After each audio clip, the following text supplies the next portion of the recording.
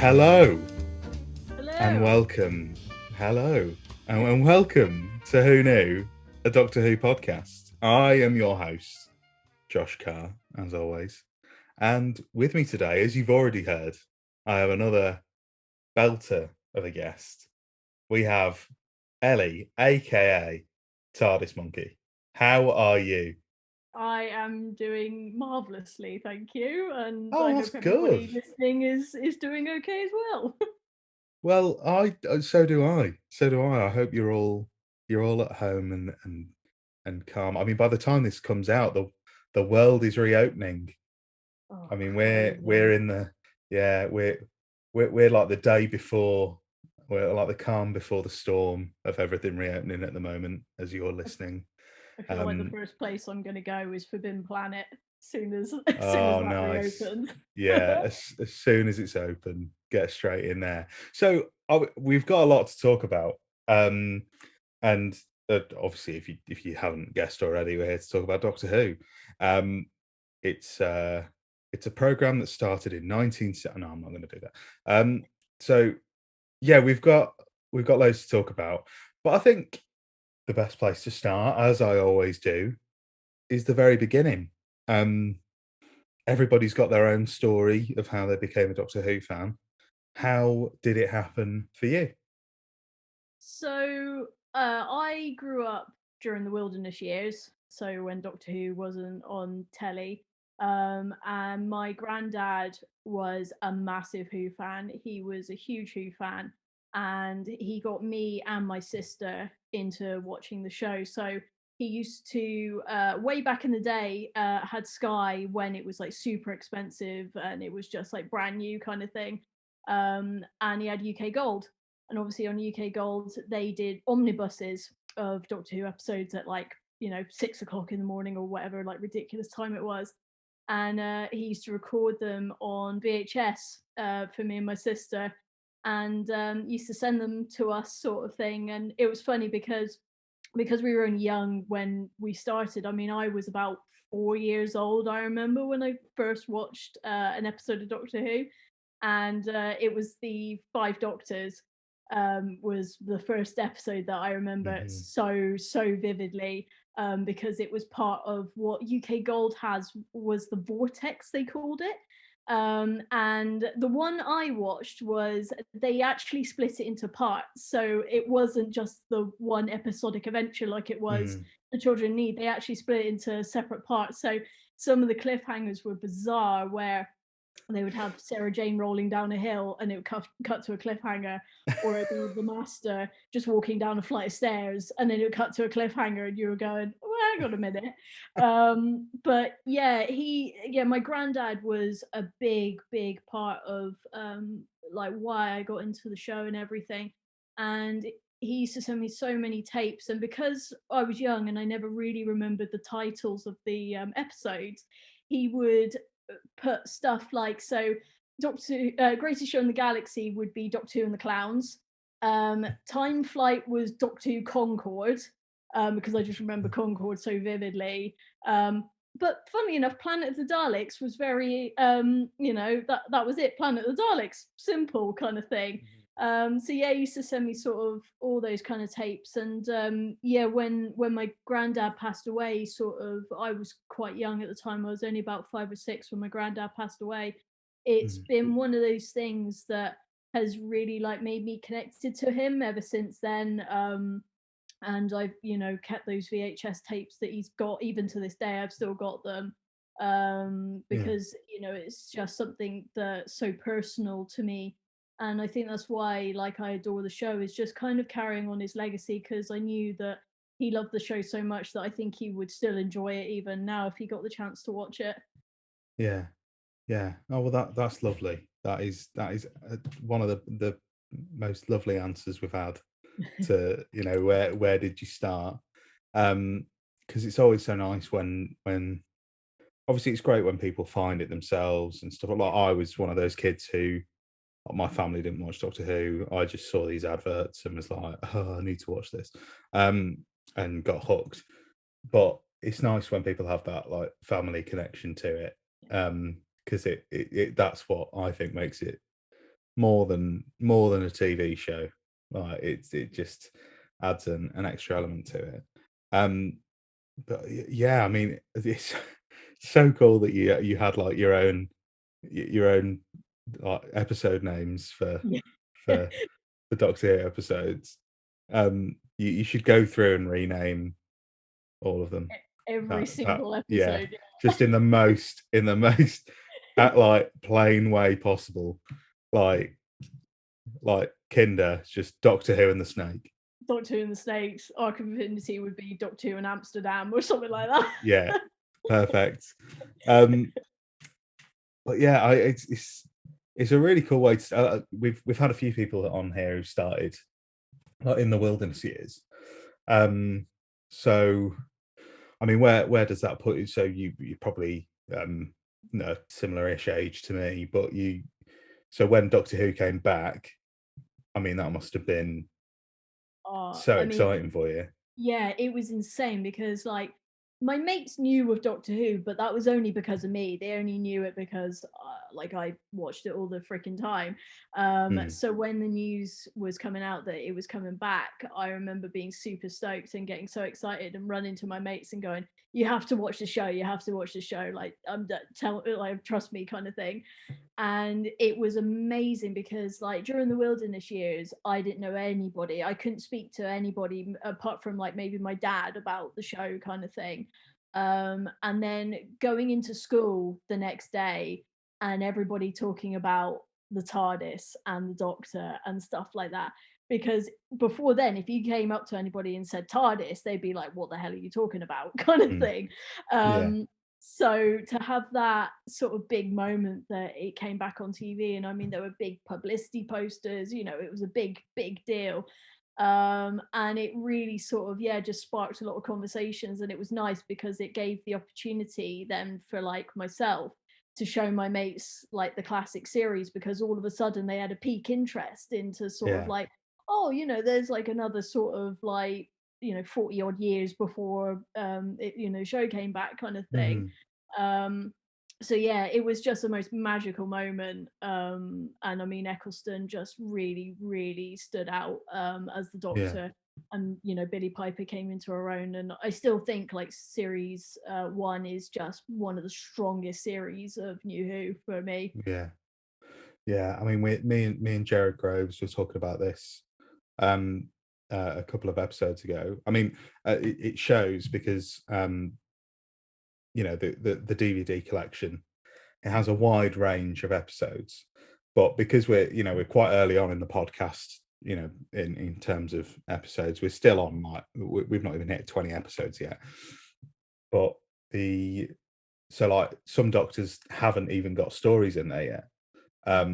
Because they just haven't come around. They will eventually, but like we don't have a Patrick Troughton story in there yet. We don't have any. I don't think we've got a Colin story in there. I don't think we've got a Sylvester story, and we haven't got a Jodie story yet either. But Chris already has 6 episodes in the DVD, because all 3 of the 2-parters from series 1 are all in the DVD collection. From Joe Lidster, Jared Groves, and Will Carlisle, Mr. TARDIS. They've submitted the 3 2-parters, meaning that half of his era is now in the DVD collection, which is so cool. Are you excited for him coming back on Big Finish? I'm just talking to everybody I can about this. Literally, I've pre-ordered it on vinyl. I'm that excited for it. It's probably gonna, because I'm new to Big Finish, and I'm listening to like the first 50 main range that are all on Apple Music and Spotify and stuff. So I haven't actually purchased a Big Finish yet, and I think it's going to be my first. I think it'd be the first time I spend money on Big Finish, and I feel like it's going to be a long and rocky road from here on in, isn't it? But I'm gonna. Just basically give Big Finish your bank details. That's what to do now. Yeah, Nick Briggs is just. I'm just going to give him my online banking. But but yeah, so obviously, you know, you like the rest of us, we're all obsessed with Doctor Who. Now, one thing I want to touch on, of course, is cosplay. Mm.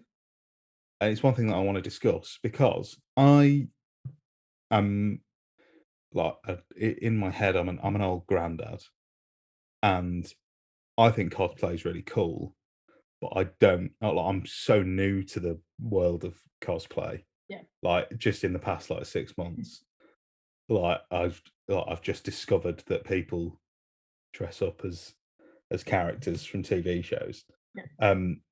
And it's so cool. Like as a nerd, it's so cool. Like seeing these absolutely pristine, screen accurate costumes.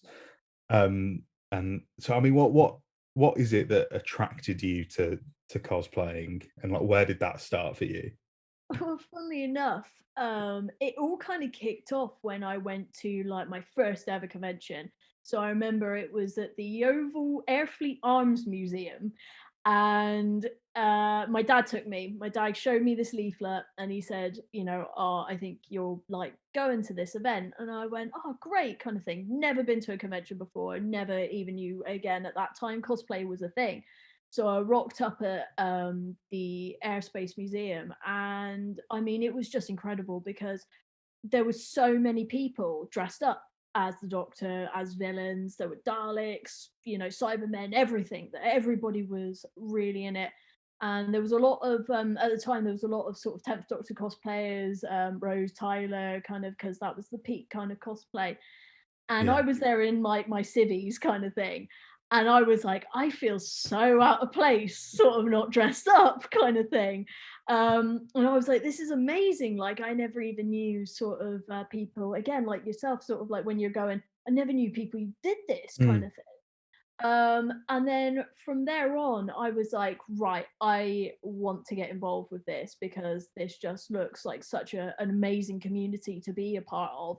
So literally the day after, I went on eBay and I just typed in brown suit and just got the cheapest brown suit, shirt, tie, everything. The suit was about 3 times too big for me. The shirt was 3 times too big. But it was that moment when you were like, this is it. I've actually dressed up as the Doctor and it feels awesome. And it was just nice to sort of have that feeling of just sort of like just letting yourself go sort of for a weekend kind of thing, just running around an event, just meeting up with other people who's like, oh, I really love your outfit. You know, it didn't matter if it wasn't screen accurate or whatever. Everybody was just so supportive because yeah, it's just this sort of community that have come together because you go, oh yeah, you're a Doctor Who nerd, right? Let's all just chat about costumes and props and all this, and yeah, then you know, getting hundreds of sonic screwdrivers and all that kind of stuff. So I remember that was like one of the big things, and then ever since then, it was kind of like it just built up that I then got my own adult money because I had a job and stuff like that. And I mean, I've adored the Fifth Doctor ever since I was a kid, ever since I watched Five Doctors. And again, it was one of those kind of childhood things that I was like, I really want to get a Fifth Doctor outfit. So I sort of spent my money here and there buying jumpers, the trousers, the coat, sort of all separately over time. And then eventually sort of like built this like amazing costume that I still adore to this day. And it's just that sense of community. And I've met so many amazing people through cosplay. And just swapping tips and hints and all that about how to improve your outfits, where to get it from. You know, it's just such a wonderful thing to be a part of. yeah, yeah. No, I mean it's so cool because I'm pretty new to like conventions and stuff as well. I've only ever been to two. I went to London Film and Comic Con 2018, 2018, Yeah. 2018, 2019, maybe one of them. Who 2019. knows what Who years knows? anymore? Anyway, yeah, I went to London Film and Comic Con because my girlfriend got me tickets for Christmas, and she got me like photo ops with 3 of the Doctors. Yeah. And then I went to Norcon, which was quite a last minute. So it was like the night before. I didn't even know that Norwich had a convention, and my girlfriend was like, "By the way, there's a convention, and Peter Davison's there, and there's tickets left for a photo op, and he's the only classic Doctor you haven't met yet. Do you want to go meet him?" I was like, "Yeah."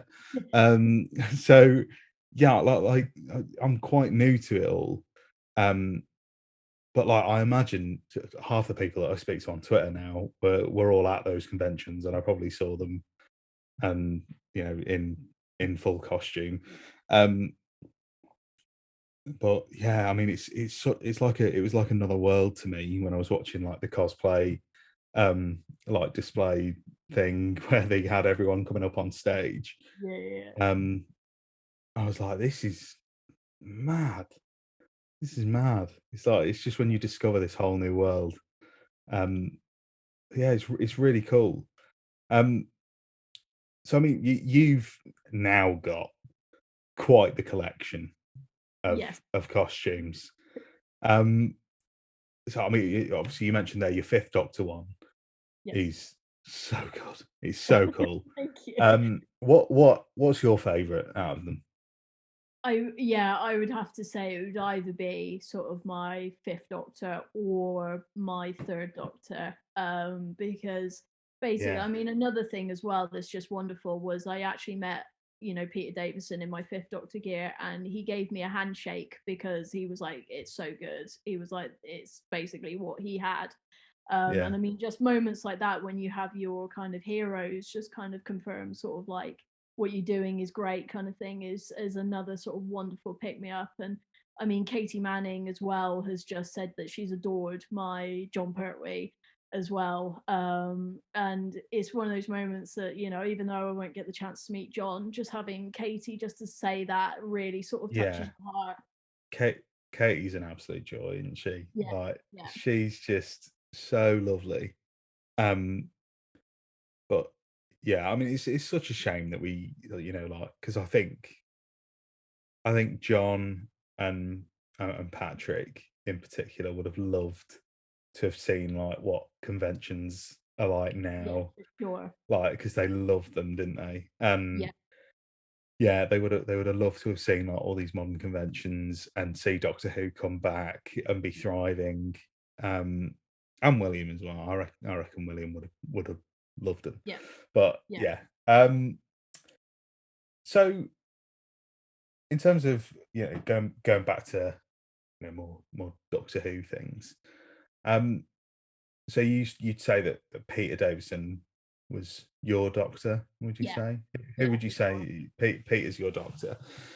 What in particular? What draws you towards Peter? It's funny because like Peter's Doctor has got this kind of persona that I mean, at the time he was like 29 when he did the role, and but he's got that youthfulness and oldness behind him in a way. Like you can feel that he's lived hundreds of years kind of thing. And I feel like that's the same with me. I feel like I'm a young person, but I've got sort of a lot of like wisdom, aging wisdom sort of Yeah, kind of thing. And it was that moment that you can I think again it's why I bond with Pertwee's Doctor so much as well, is that he's an older Doctor but acts young, and I love those kind of polar opposites kind of yeah, thing.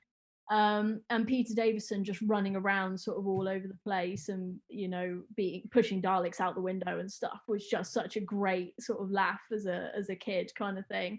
So yeah, he was the one that I just seemed to have bonded with the most, really. Yeah, hmm yeah. You can see a lot of him in Matt as well, can't you? yeah, You can see a for lot sure. in it's that um like space granddad in a Yeah, grumpy space granddad in a young person's body. exactly. I Yeah, because really like.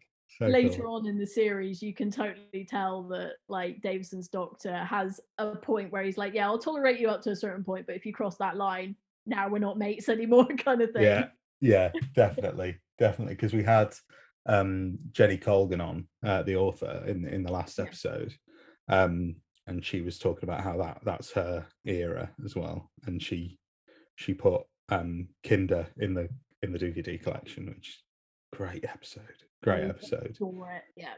Yeah. I love that era as well. It's a strange one.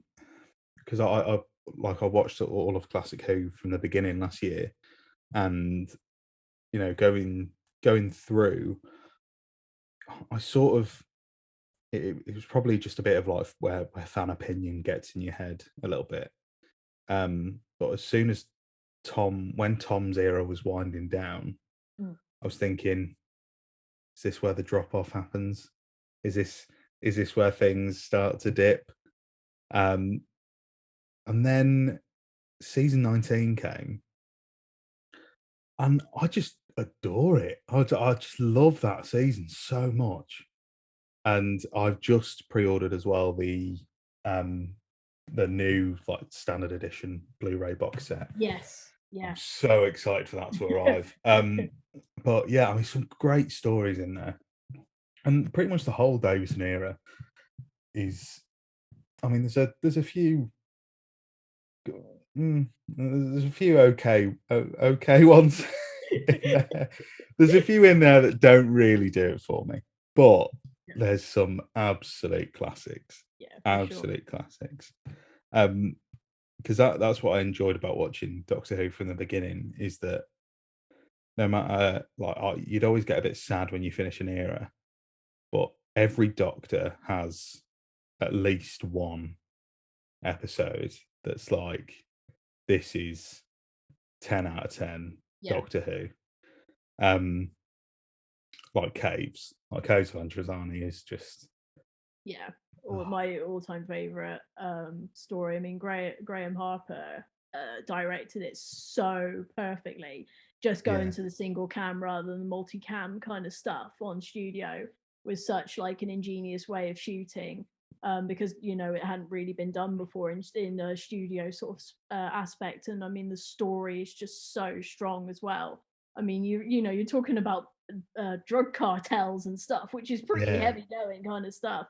And again, it's that ultimate sacrifice that the Fifth Doctor makes to save Perry, and he knows that he has to do this because he owes her everything, because he got her into this position, and she's such like a wonderful companion as well. And it's that ultimate sacrifice at the end that, I mean, it breaks my heart every time I watch it. I love I really like the Five and Perry dynamic. If anything, more than Six and Perry. I just feel like they really fit together well. Probably the only other companion you could say that with is probably Tegan. With Five. I love all the companions in that era as well. I've got a proper love for Adric. I can't. I will defend Adric till my dying days, and the same with Turlo as well. Turlo and Adric are not bad companions, everybody. They're great. I get really angry. I get really upset when people slander Adric. I can't take it. So I mean, back to, I just went on a bit of a tangent there, but back to like the cosplay and stuff like that. So the conventions, because it's my understanding you do quite a lot of conventions now. And I mean, it's a really good place. I mean, sometimes when you're on Twitter, you can get wrapped up in there's good parts of the fandom, and there's definitely bad parts of the fandom. I think we all know that. I mean, how do you see the conventions? Because from what I gathered from my brief experience, it's a much more overall positive experience. You seem to sort of filter out the keyboard warriors and the negative energy. What do you think that the fandom benefits from conventions, especially in this social media driven world? Yeah, for sure. Because I mean, sort of like when I've gone to conventions, I've met so many incredible people that I can now sort of safely say that I'm like now long life mates with. Because we you know, many people might know Sophie Isles. I mean, we met at a convention in Derby called Hooverville, and I mean, she was selling her artwork and everything, and I just popped over to sort of go, oh wow, you know, these are really cool, kind of thing, and then bought a couple, kind of thing. And you know, and it's one of these things, because like, especially when you do so many, you tend to see sort of like the familiar faces that again and again. And again with Soph and me, we sort of like just started like hanging out. And I mean, like a few of my mates like Matt and Aaron, they'll know who they are and stuff. We ended up, you know, we all go to the pub afterwards, like after an event, and we turn it into sort of like a proper kind of social do as well. And all get to know each other, all talk about Doctor Who, sort of like what we like, what we don't like about it, and you know, have good debates and stuff. And I think that's, you know, what's different is that you can sort of interact with people face to face. It's a nice way to do it over, you know, a pint kind of thing. Yeah. And yeah, just like the community as well.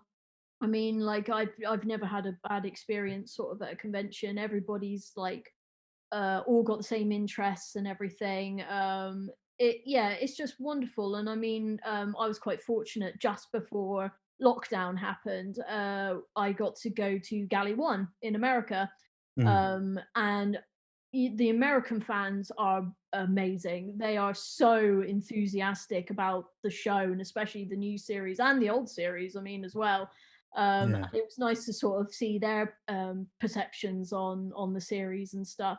And I mean, one of the most like awe-inspiring things that happened was when we were in one of the halls, and they were showing a episode. It was Haunting of Villa Deodote, Yeah.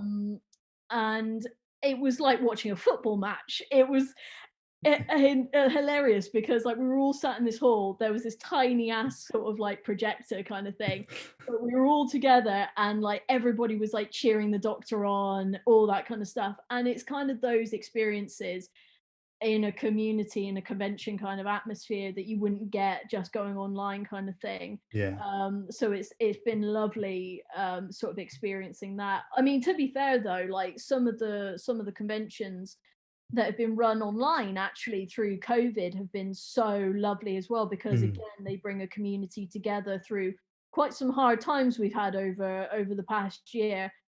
Getting actors to come on to sort of do panels and stuff. And I mean, Yeah. me and my mates will chat sort of online while the conventions are happening online. And yeah, it's a real strong community vibe. And I think that's why conventions are such a pinnacle part, because you need that kind of friendship, that kind of bonding experience face to face as well, helps so much. I mean, obviously, you know, we've only got Zoom at the moment, but hopefully when conventions kick up, you know, all the people that we've been chatting to online, I've met, you know, quite a few people through Twitter. It would be nice to meet them face to face finally. So Yeah. that's what it's all about, really. Yeah, well, that's the thing. I mean, funny enough, Sophie is the only person who I've done this podcast with who I've actually met, because I met her briefly at London Film and Comic Con as Yeah. well, just because I bought one of her prints and I met her at the stall, um, and then it just I didn't even click that it was the same person. Like 2 years later, when I'm setting the podcast up,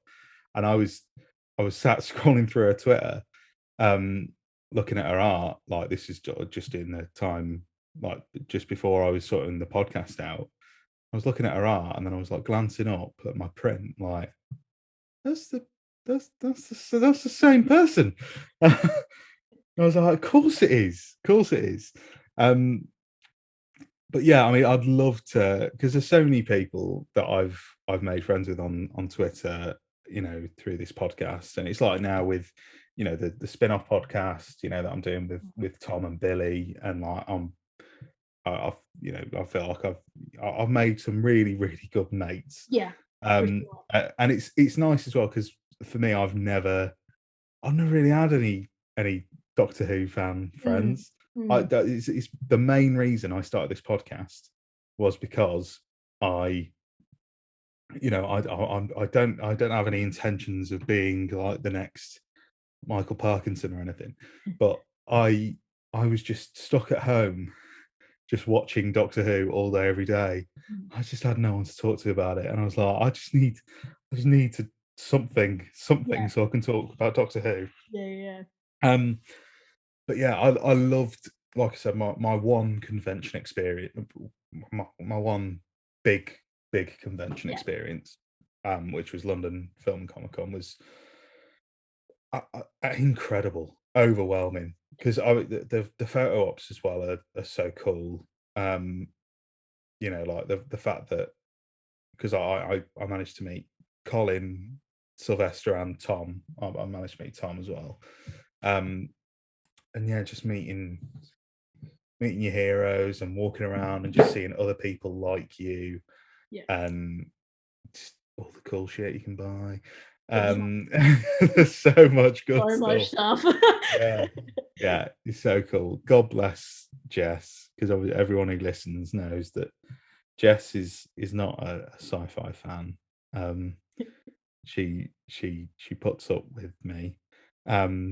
So God bless her for coming to Comic-Con with me for 2 days and getting dragged around. I think she definitely enjoyed it a lot more than she lets on. But she said she'd want to go again, which is good. Yeah. She's definitely good. Well, we're going to take a quick break there, and when we come back, we're gonna see what you would like to put in the DVD collection.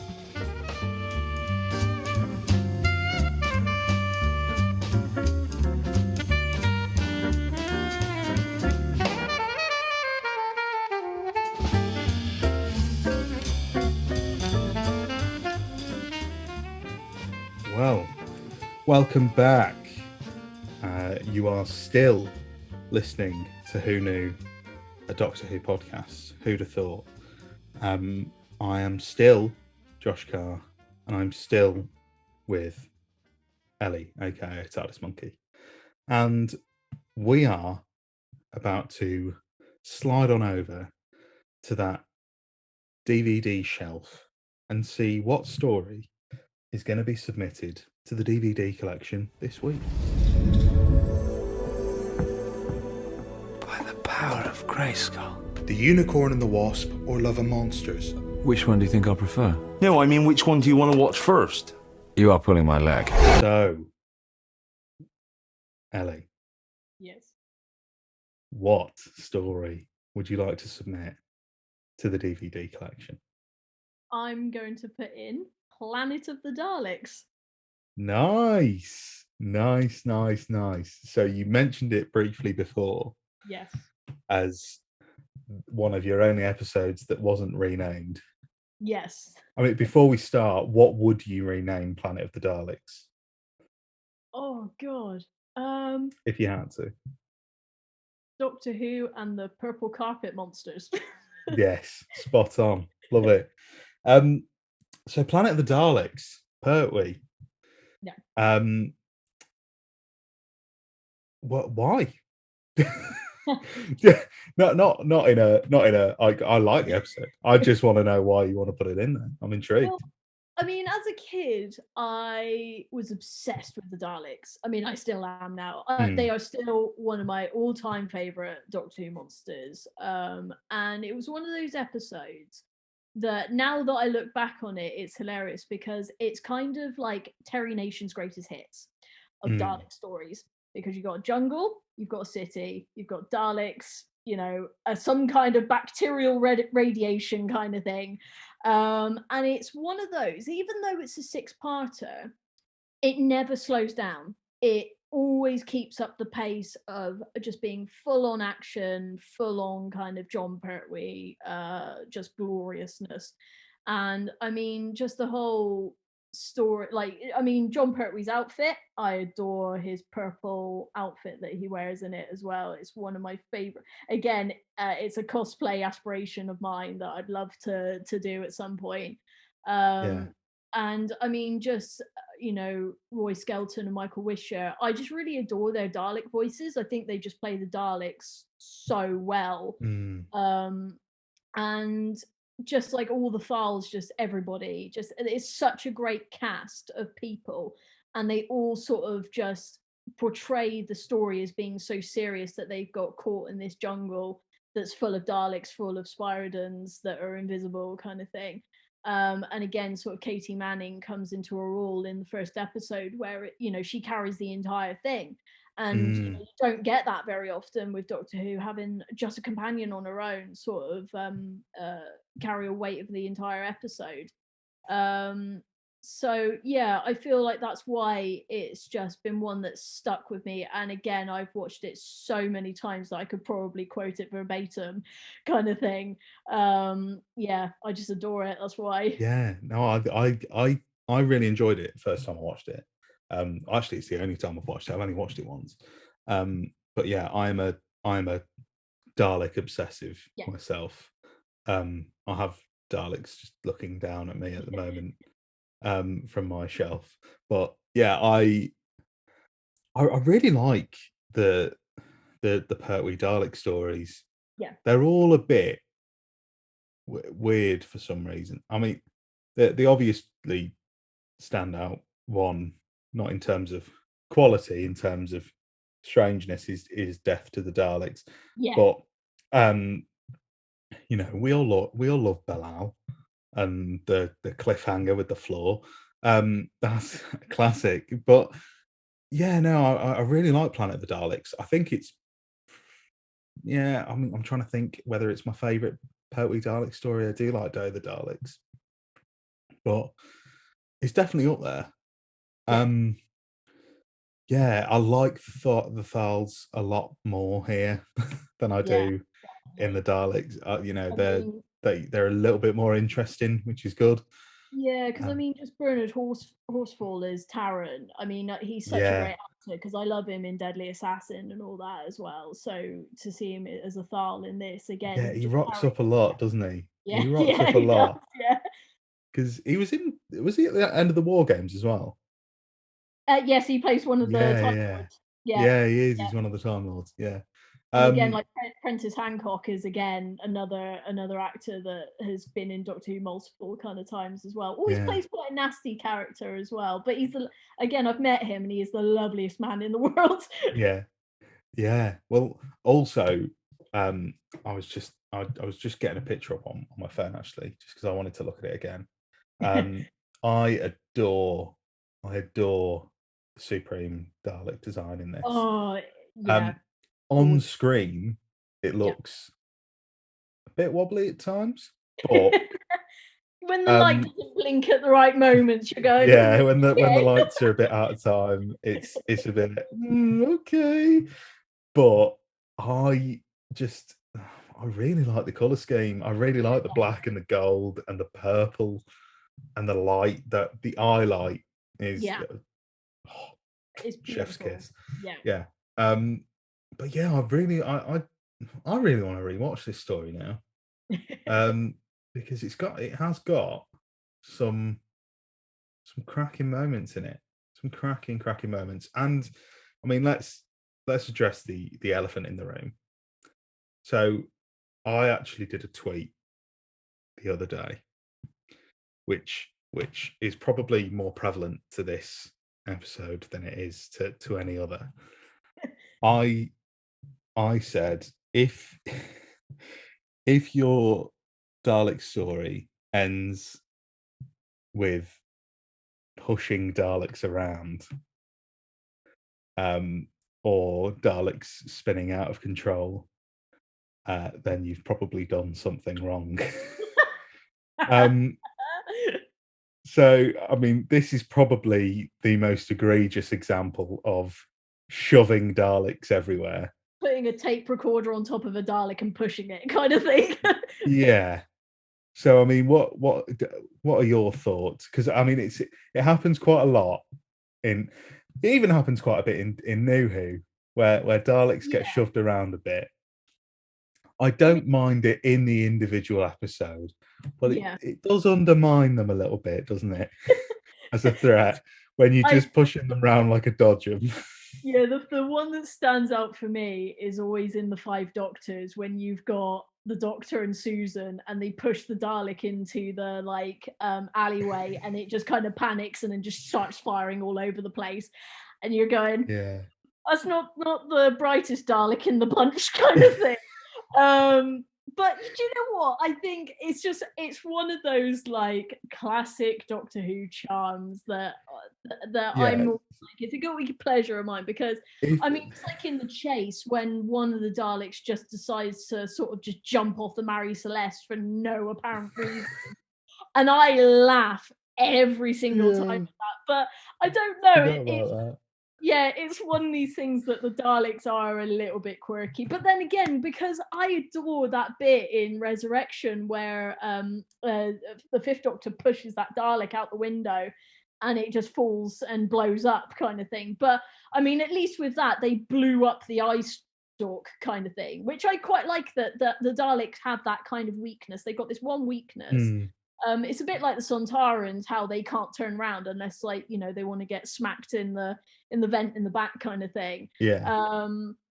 But yeah, I don't know. I always love those like little bit of wobbliness to the Daleks, and I mean, especially Destiny. Destiny is where they're very wobbly as well. Oh yeah. Oh god. Yeah. Yeah. Well, I mean, I still enjoy it, guys. I'm not hating on it that much.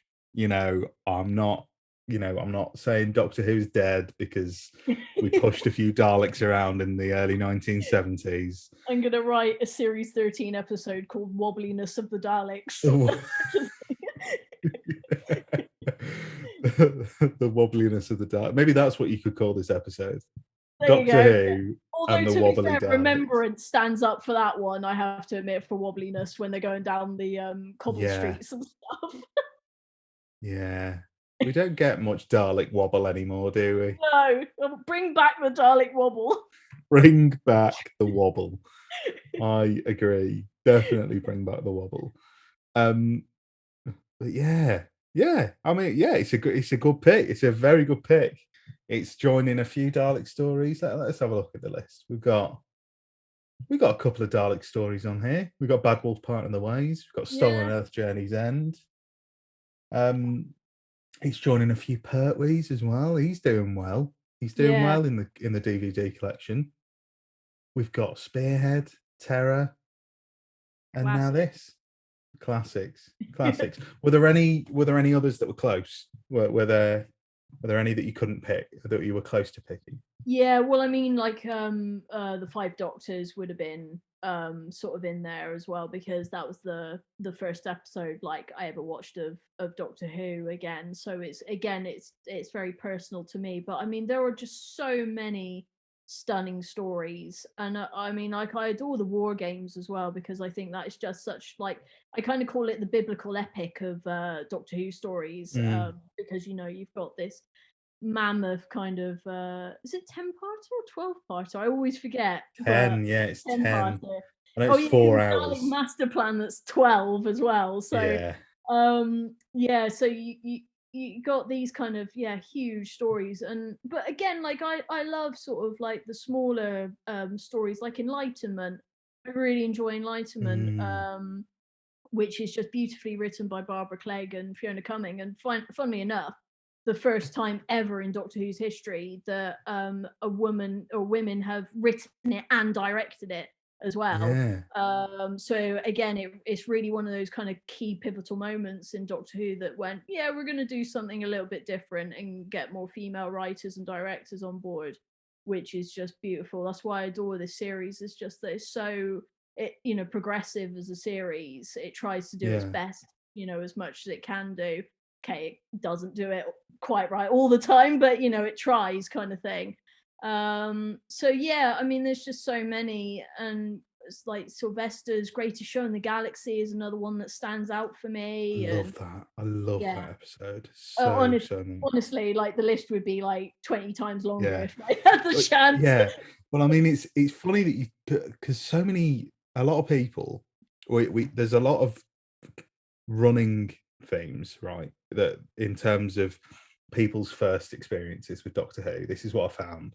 So you have an era of fans where it's the Autons, and it's either Spearhead or Terror, and they just remember being terrified by an Auton. Yeah, that's what I found. That's one group, and then you've got people like me who are newbies, and we're the 2005 babies who Rose was the first one, so Autons again. And then you've got wilderness years kids, and it's always the Five Doctors. It's always the Five Doctors.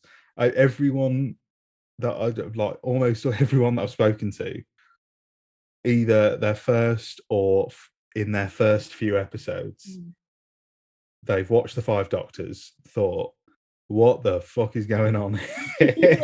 Why is this man? Why are there 5 versions of this man that look completely different? And that's where they've got hooked. But yeah, that's really cool. But Planet of the Daleks, I think, is out of those, it's a sensible pick, because not criticizing it. Those others are very, very good, and I think they will be picked at some point. But I think Planet of the Daleks, we don't want it to get left behind, so we'll put it in now, and it's on the shelf. Yay. So we have got a lot of questions on Twitter, so it's time to slide on over, like you're being pushed in the back by John Pertwee into a swamp. Twitter is a bit like a swamp, isn't it? There's good bits and bad. Let's go. I don't know where I'm going with this. Let's go to bloody Twitter. For God's sake! Bloody Twitter! So we've got, like I said, stack of questions here. I apologise if we don't get through them all. But I mean, let's go through some of these, because there's some cracking questions here. First up, a mainstay in WhoTube, we've got Philip Hawkins at Ludex_Phil has asked, you've cosplayed the Doctor, correct? Yes. Correct. Right. Glad we established that. But if a Doctor actor was to cosplay you, who would be best at it? My God. That's a good question. Oh, Phil, why do you do this to me? Ooh, do you know what? I reckon Colin could probably give it a good crack. I could see. Do you reckon? Yeah. I think Colin would love a good cosplay. Yeah, I could see that. Yeah, sort of like because Colin is such a legend as well. So if he did do it, I'd be like honoured if he wanted to cosplay me, kind of thing. Yeah. Well, okay, Colin Baker, that is your challenge. The challenge has been set. You have to cosplay Ellie. Yeah. I'll tell him. I'll tell him. Yeah, do it. The next question from a very good friend of the show, Cal at generic_tweeting. He's got 2 questions, cheeky, but I'll allow it. What is your favourite underrated Doctor Who story? Oh, I think many people are gonna instantly jump and know what this is, and I'm going to say Time Flight. Is it? Yes, I adore Time Flight. I didn't mind it. You know what? I watched it, and I didn't. I mean, while we discuss this, I'm going to get up because I've got a ranking on my. I'm such a nerd. While I was rewatching them, I did like a checklist of classic Who episodes. Yes. And I ranked them. Oh, that's not good reading. Yeah, maybe I need to amend this. Quite low down. I was gonna be like, well, I quite liked it. I put it at this place. No. No, I put it at 19th out of 20. Which is not good, is it? That did not work out how I expected. But on as an amendment, I'm going to bump it up at least one place because Yeah. mainly because I remembered that Terminus exists. I know, I'm not a big Terminus fan. So Time Flight then. Yeah. Time Flight. You like the big plane and yeah, it's got Concorde. I mean, the chaps who play the pilots are just hilarious as well. they are funny. Yeah, I'll give you that. I mean, honestly, if bless them, if they were still alive, I would have adored to have seen them in a Big Finish audio or something like that as a spin-off of just the pilots from Time Flight kind of thing. Like Jago and Lightfoot. Yeah, exactly. Exactly. Yeah, with British Airways kind of thing. And it's just one of these things, it's just a good romp. It's just a good laugh and a bit of fluff to put on on TV kind of thing. Okay, there are some questionable moments on it, like the budget and stuff like that, but you just miss it because it's such a good kind of fun, especially like the first episode. I think the first part is just written so strongly because like the cliffhanger of like where Concorde disappears and everything is great. Like I love that kind of that they've traveled back in time. Again, it's just the budget that lets it down. Yeah. Okay. Well, yeah. I mean, it's a good one. Yeah. And here's Cal's other question: which TARDIS interior would you say feels the most alien? Ooh. So not necessarily a favourite.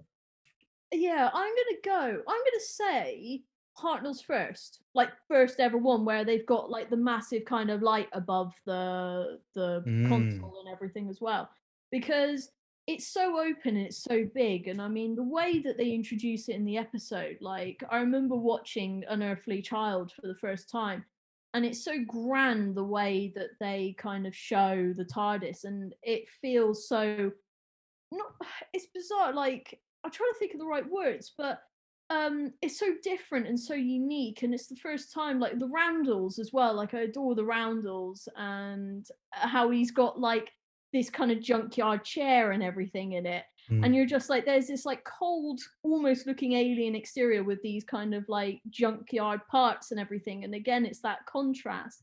But I mean, the whole design of it, yeah, it just feels really alien, especially because like when Ian goes to touch the console and gets electrocuted, you're not too sure like what you can and can't do in the TARDIS, and it's that uncertainty and everything that feels so alien. Yeah, no, I agree. I'd probably go.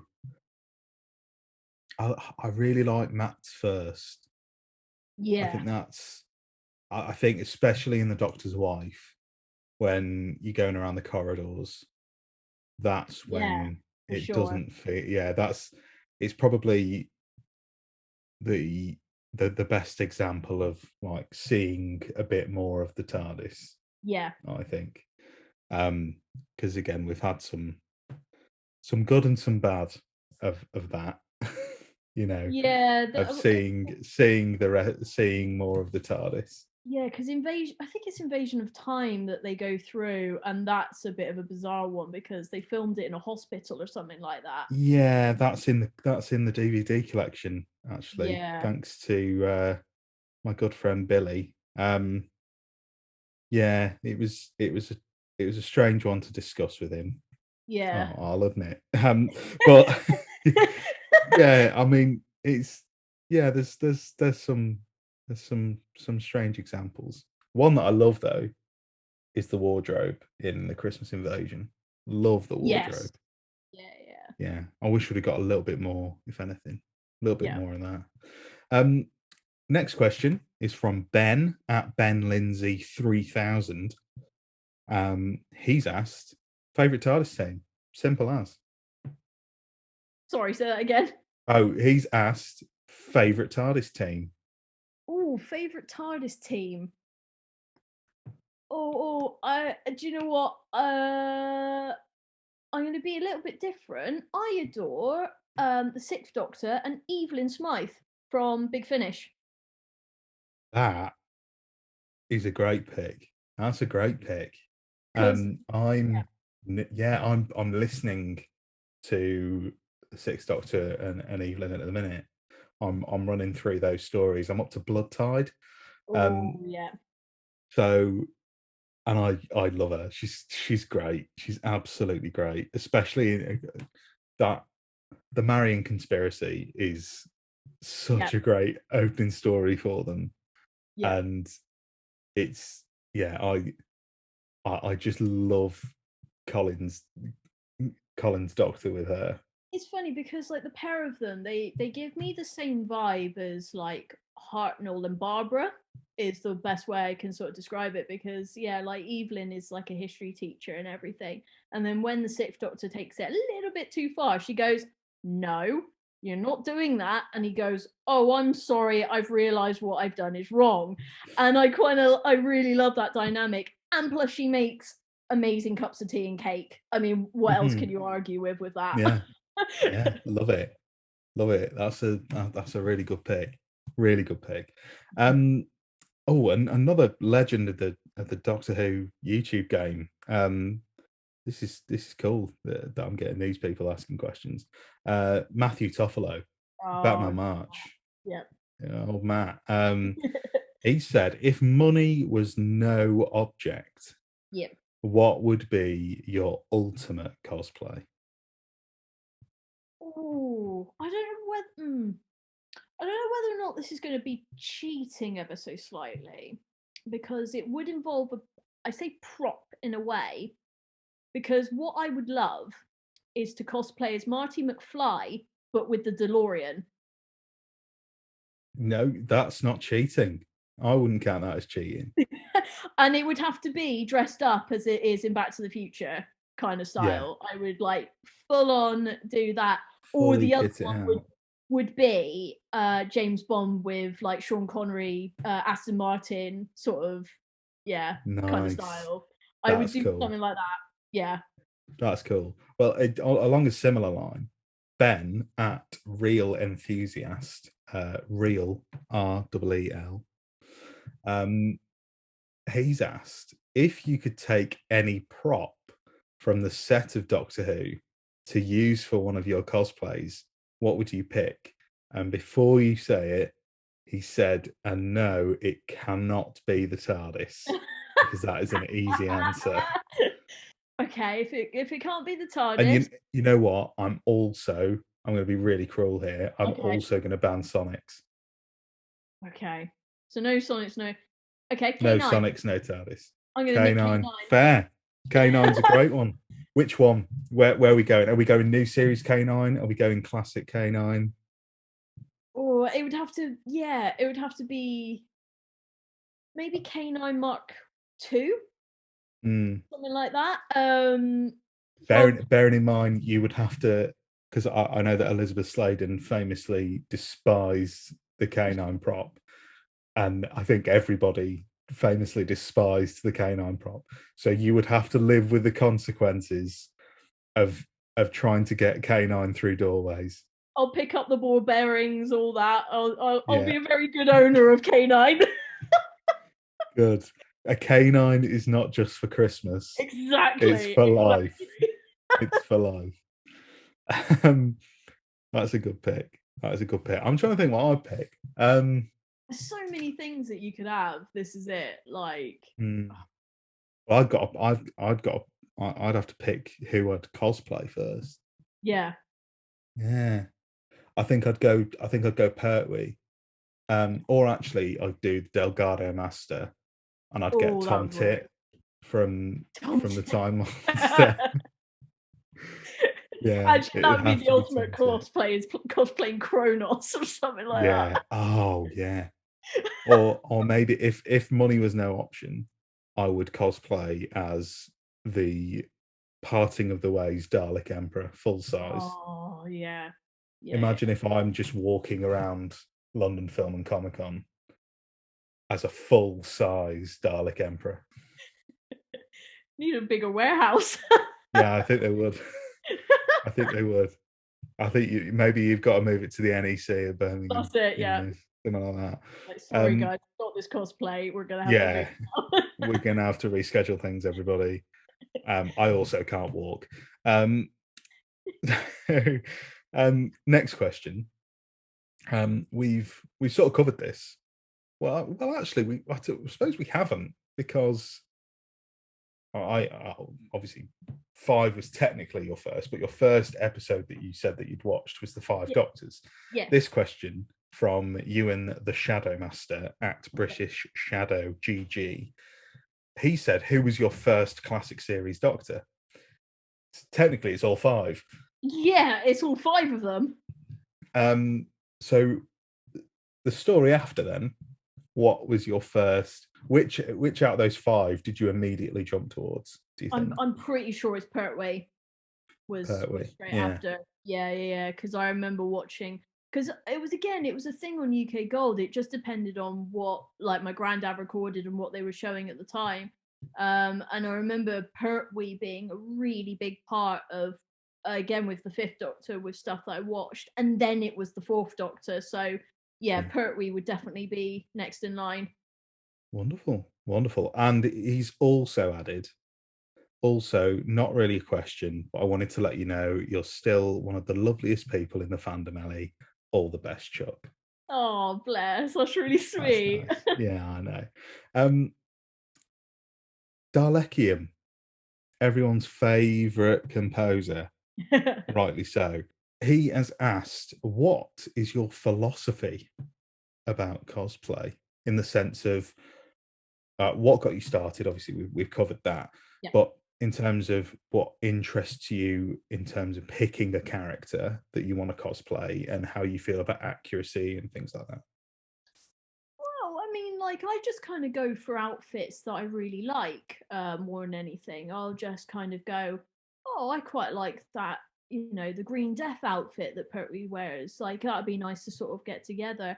And I mean, it's one of these things that originally, like, I started getting cosplays together, hence the 5th Doctor, that I've wanted to do ever since I was a kid, kind of thing. So I've always wanted to do like my outfits justice and all that by getting them to like a standard that I think, yeah, I quite like this kind of thing. But I mean, overall, my whole philosophy of just cosplay in general is dress however you can. It doesn't matter if you've got all the money in the world or you don't. Just buy whatever you can, put it together. If it looks like the Doctor, you are the Doctor, kind of thing. Just enjoy yourself. That's the whole bloody point of it, basically. Yeah, exactly. Spot on. I like I said, I don't know a lot about cosplay, but I second that. Yeah, literally, charity shop, whatever. Just go into a charity shop, go, there's a shirt, there's a jacket, looks like Tom Baker's. My nan can knit a scarf, done, kind of thing. That's why I love the fact that Peter Capaldi consciously made his first outfit so easy to copy, so that kids could copy it in the playground. I think that's absolutely lovely, because like obviously I don't wear a school uniform anymore, but when I did, like the idea that I could have just had my button-up shirt and blazer, it's so cool. Right. There's a man who just understands fans and the idea of cosplaying. He just gets it. A couple more questions. So we've got 2 again from the Curse of Cedric at that Cedric on Twitter, has asked, what are your favorite 3rd Doctor costumes? Ooh. Okay, so yeah, I mean, definitely Pertwee's purple outfit from Planet of the Daleks. Because I mean, it always harks back in a memory when Mark Gatiss let Peter Capaldi wear it, because Mark Gatiss actually owns the jacket, and there's a wonderful photo where Capaldi's got it on, and you can just see the pure joy of Mark Gatiss's face, because he's in a mirror and he's just doing this. And I mean, it's that kind of like, I would love to sort of like have an outfit like that and recreate that kind of moment of just like, yeah, I got this outfit finally. So I adore that one. But funny enough, I have actually only just recently bought this, but John Pertwee's Green Death outfit. So like the kind of bluey black jacket, red piping, and everything. Yeah. Because again, it was just one of those outfits that just looks dapper as hell, basically, and I love that kind of style. And I mean, John Pertwee is just such a stylish man. It's So cool. exactly. So cool. I mean, like, what my ultimate goal is, like, once conventions start up again, like, I'd like to meet Katie again in the full outfit kind of thing, because I've actually got like the Metabelius crystal, so I'd love to take it as a prop and all that kind of stuff. So yeah, I'm excited to get that one. But the one I've got at the moment, I would say, yeah, is probably the one that I've only recently just got, which is kind of around the era of Day of the Daleks, Mind of Evil kind of style. So it's the red velvet with the purple cloak, because I adore the purple cloak. It just looks amazing. Yeah, it's cool. So cool. I love as well. I love the red jacket. Yeah, I love any Doctor looks yeah, great in red. I feel every single outfit in which the Doctor wears red is top tier. I love every single one. Especially Tom's last. Oh, Tom's burgundy. I mean, Yeah. June Hudson. June, she should be a dame for the outfits that she's made. Yeah. Absolutely beautiful. Absolutely beautiful. And I love the green. I love Pertwee's green outfit as well. Yeah, From like the Time Warrior and stuff. yeah. Oh, it's beautiful. Beautiful. He's Curse of Cedric has also asked, have you ever been tempted to cosplay the second Doctor? It can always be on the list. Do you know what? At this rate, I'm probably going to cosplay every Doctor. I can see it happening. So yeah, but for sure. That'd be cool. I think that'd look great. Yeah, I think it'd look really cool. I bet the Joe Martin one must be like I when I saw that, I was like, because I was getting like into the fandom a little bit more. Yeah. I looked at it and I was like, that's a cosplayer's dream. It's so cool. I mean, the shirt alone that she wears. So Oh my God, I need so that in my cool. life. Yes. Yeah, because Dominic G. Martin's Yes. cosplay of it is so nice as well. It's perfect. Yeah. So cool. And we've got one final question from, of course, Sophie Isles, Yeah. friend of the show. She's asked, they've asked, why are we best friends? I don't know. It's just like, because you know, no, no. She is a wonderful human being. Adore them to the earth and back. We've been so sort of through so much thick and thin, and I mean, just with Soph's Big Finish stuff and everything as well. I mean, it's just so inspiring to have a friend that's doing so well in work and as a person as well. And yeah, just like I love you, Soph, if you're listening to this. She's great. She's great. She did write Just Kidding, but I wanted to ask because I knew that you'd say she also asked if you could recommend to a newcomer to 5 and 6, what 5th Doctor story would you start with, or what 6th Doctor story would you start on? Ooh, I'm trying to think now. I mean, She funnily enough, also said Big Finish or otherwise. okay. I mean, with the 5th Doctor, I mean, I always feel like the 5 Doctors is such a great jumping on point, because it's that kind of moment when you get a taster of everybody. You get a taster of all the Doctors, all the companions, and everything. So I feel like that is like in terms of sort of like 5th Doctor and just in general kind of classic Doctor Who, is a good episode to start with. I mean, I'm specifically sort of 5th Doctor related. Oh, I don't know. There's so many like it's funny because I'm like, oh, you could say Earthshock, but then obviously it's really like harrowing seeing Adric die in sort of like in that Yeah. episode. So, but maybe something like Kinder or Yeah, Kinder's a good one. yeah, or oh god, I'm trying to think. Actually, The Awakening for me is another one that I adore. I really like The Awakening. It's a really good underrated story. Yeah, and I just think again, it's one of those stories that it's so self-contained and everything, and it's two-parters as well, so it eases a lot of people into the classic series because I find that when I recommend certain stories to people, they're a bit like, oh, but that's like 6 parts, isn't it? And you go, well, listen to watch this two-parter one and see how you get on with it. Because some people do find the juxtaposition of like how fast-paced edited the new series is quite sort of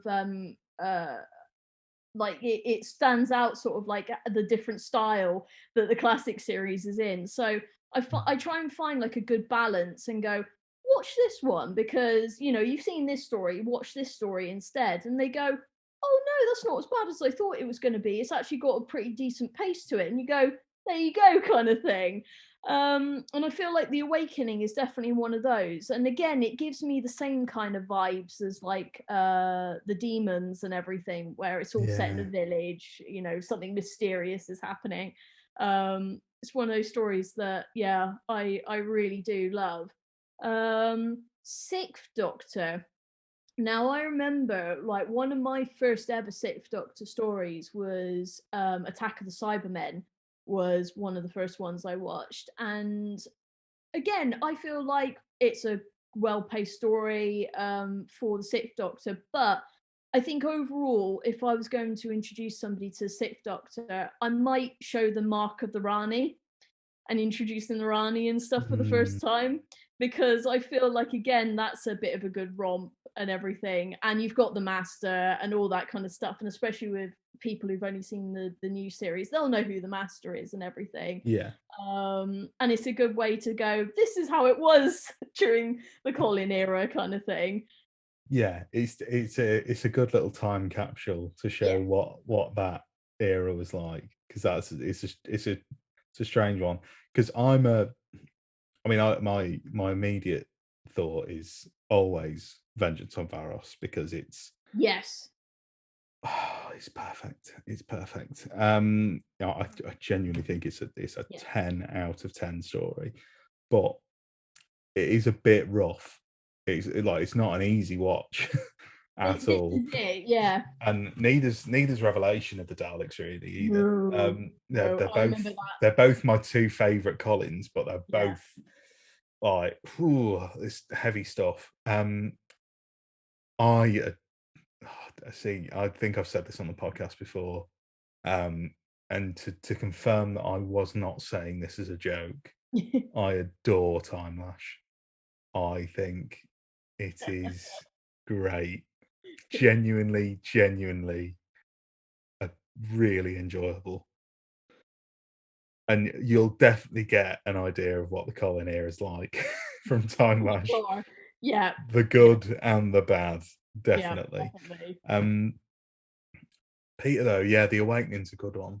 The Visitation as well. Oh, the Visitation. Love that story. Yeah. Love it. Well, that was bloody Twitter. So you survived relatively unscathed. Oh, actually, no, I've got one more question. Oh. I missed this one. See, I'm a terrible host. I missed a question. Sam at Cyberplanner1, incredible artist. Say it every week. He always asks a question, but I always want to plug his work because he's amazing. He said, "What is the best thing you've done in the rain?" The best thing I've done in the rain. Ooh. He asks some wonderful questions. I would say there's a place in Bristol near the Clifton Suspension Bridge, and it's got a rock slide, and when it rains it turns into a water slide. So you got free water slide, and you can go down with your mates and go at 1,000,000 miles an hour, and it's amazing. Nice. Nice. There you go. That is, I mean, we've had quite a bit of Clifton Suspension Bridge chat on the podcast. Yeah, I mean, it actually, I've got an answer for this as well. Best thing I've done in the rain. I saw Bruce Springsteen live, and as he began to play Born to Run, the heavens opened, and I had the single coolest experience of my entire life. Oh, that's fantastic. Yeah, I was just standing in the rain, screaming "Born to Run" lyrics Brilliant. at Bruce Springsteen. So there you go. Well, we've got a couple of things to attend to before the end of the show. So let's go straight to everybody's favorite metaphorical corridor and see who you would like to enter into the corridor of fame. Have you ever been limited by who you were before? One day, I shall come back. Yes, I shall come back. Our lives are different to anybody else's. That's the exciting Dear Sarah Jane? Do I have the right? For some people, small, beautiful events is what life is all about. And the nursery compared to us. 10 million years of absolute power. That's what it takes to make me really Every great decision creates ripples. Like a huge boulder dropped in a lake. But it was a childish dream that made you a doctor. You dreamt you could help more.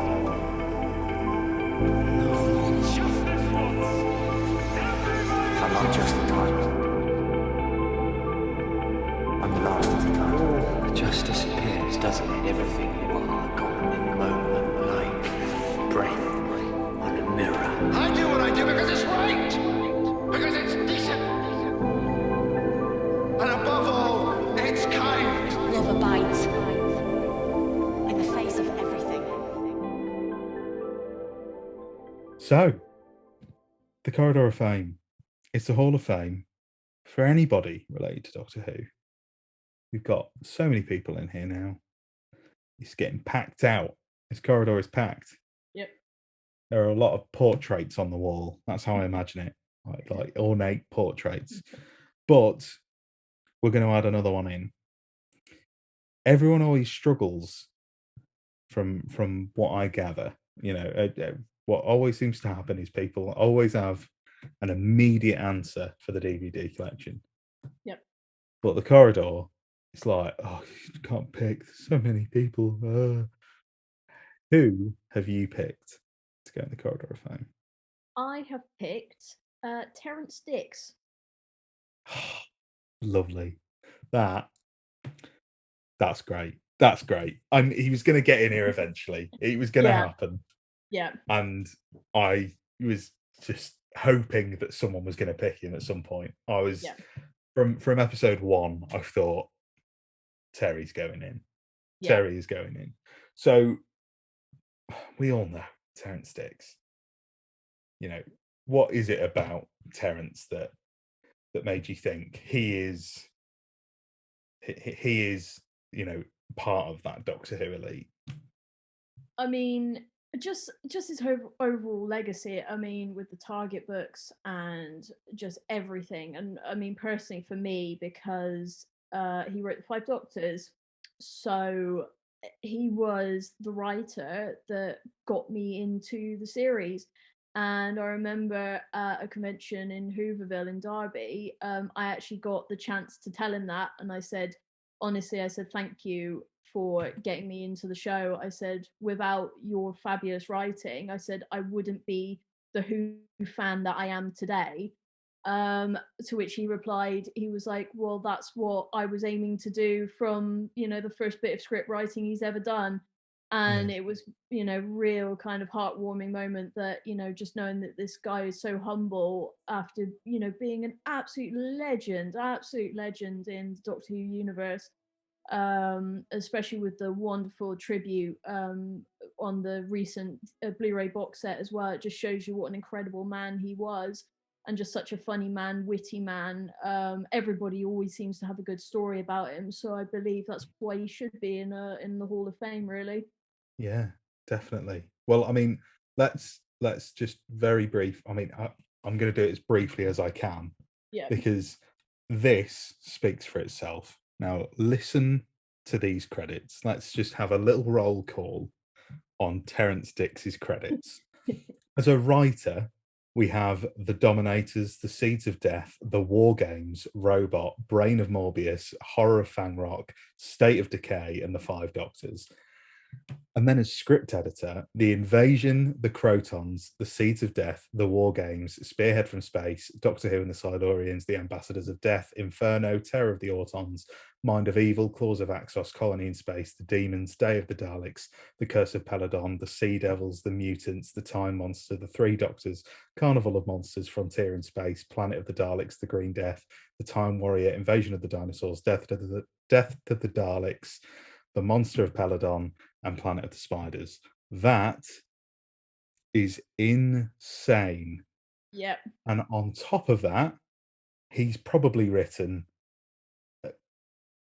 almost like 70% of all Target novels, probably. Yeah. So many to the point where they're now releasing, I saw later this year, they're doing 2 volumes of Terrance Dicks's Target novelizations. The man is Mr. Doctor Who. He is the closest thing you could get to the Doctor without picking one of the Doctors. He just is the show, really. Yeah. He just embodies everything about the show, and his writing's just wonderful as well.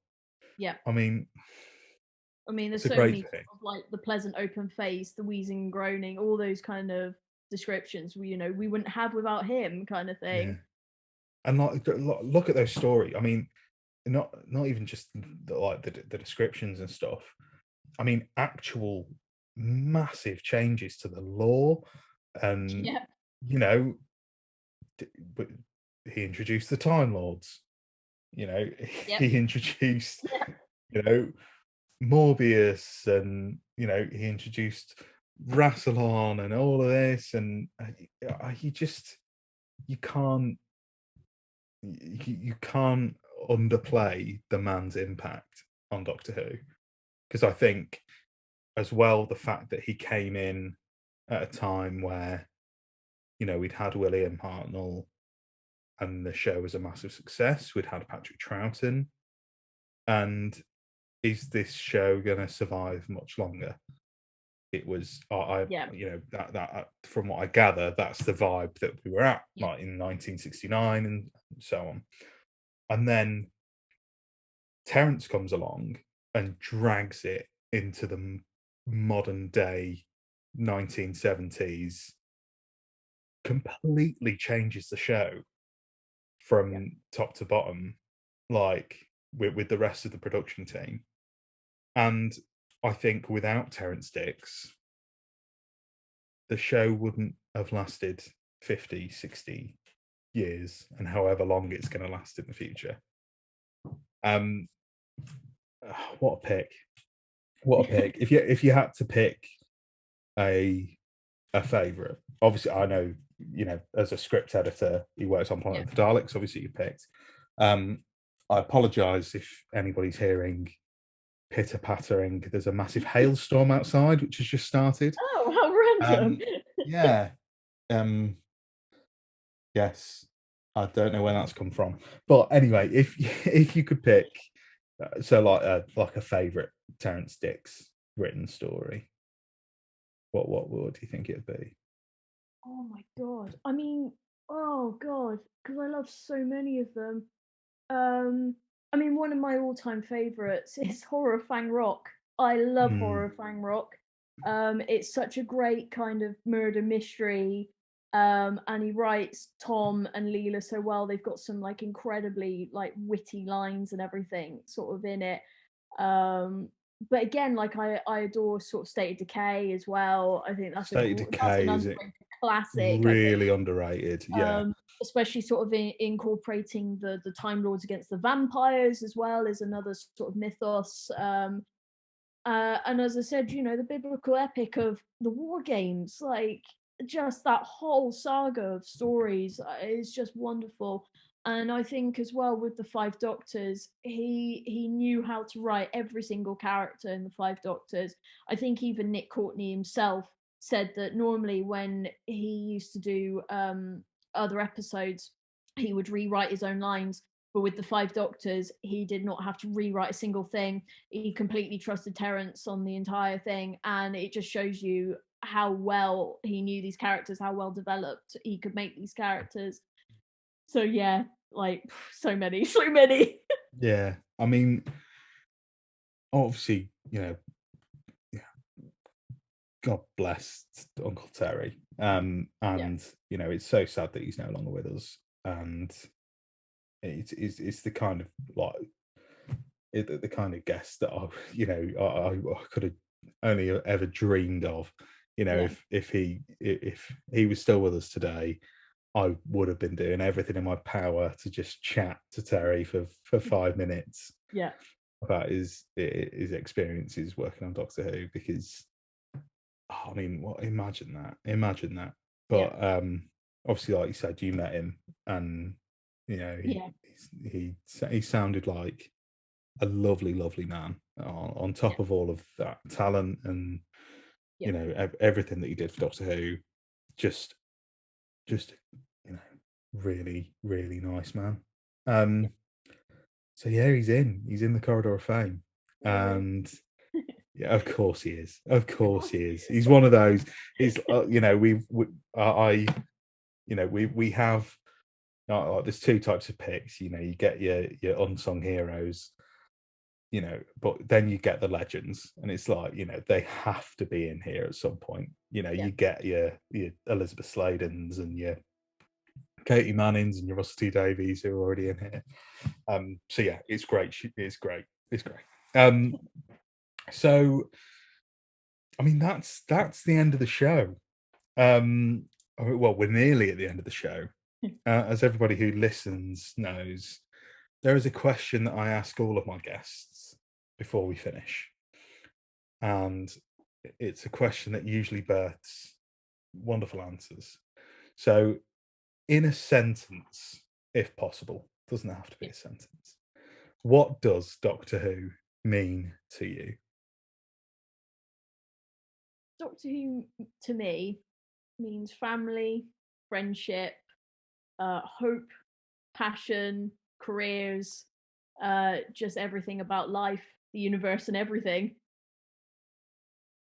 Wonderful. You got everything. You couldn't put it better. It's just everything. Well, it has been an absolute pleasure to talk to you. I mean, obviously, plug away. Where can people find you? Where can people see your cosplays, things like that? Yeah, just literally everywhere, Twitter, Instagram. I also do TikTok as well as part of that crowd. So you'll find me on TardisMonkey. Literally just look at that and you'll find me anywhere, kind of thing. Wonderful. Please go and check out the cosplays because they are unbelievable. Go and follow Ellie everywhere. Not on the streets, just on social media. Yeah, no, don't do that. And obviously you can find the podcast on Twitter, Who Knew Podcast. You can find us on Instagram, whoknewdwpod. You can email us, whoknewdwpod@gmail.com. And you can follow me on Twitter as well, Josh Ryan Carr, all one word. And yeah, you can find us on YouTube, wherever you get your podcasts. Please subscribe, like, share, do whatever you can, because, we want this podcast to get bigger and better.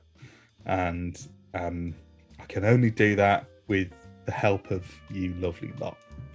So, yeah, thank you for coming on. Again, it's been an absolute pleasure. And I will see you all again very soon.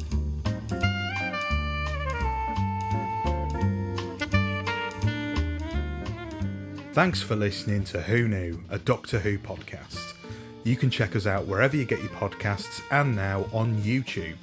Please subscribe and leave us a review wherever you can, as it really helps us out. And a massive thanks to the Sononauts for lending their cover of the Doctor Who theme to be the theme for the podcast.